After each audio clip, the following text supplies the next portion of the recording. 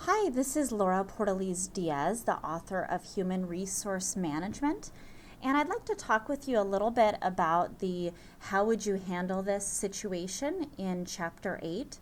Towanda is in quite a tough situation, as you read.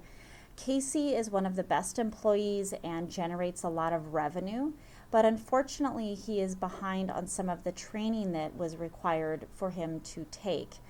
And the safety is a safety training that is done online that he has missed. There was an email that was sent out a few weeks ago that said if people had not completed their training by July 1st, they would be fired.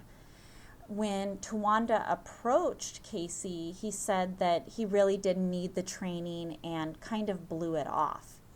So at this point, Towanda really has three options that she can go with. The first option is that she could go ahead and fire Casey as the email had stated and follow through with what she said.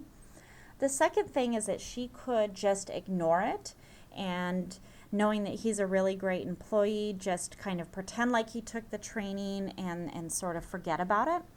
The third thing that she could do is have a very serious conversation with Casey, and based on that conversation, let him know that he has a specified time period in order to finish that training, and if it's not done, that he seriously will have to be let go, even though he is a very great salesperson for the company.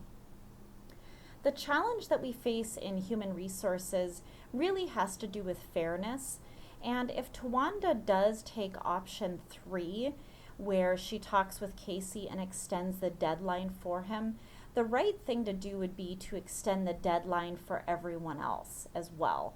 Oftentimes, if someone is doing a really great job, we can have a tendency to favor that person and let some things slide, maybe that otherwise shouldn't slide.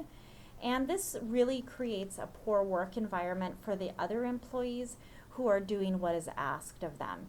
So in this particular situation, the thing that I think of most is how can we keep Casey on board and still be fair to the other employees?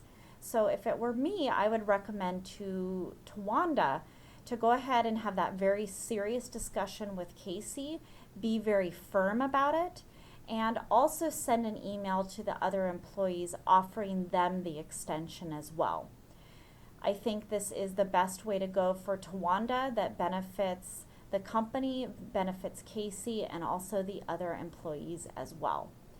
That is all for this audio of how would you handle this situation for Chapter 8.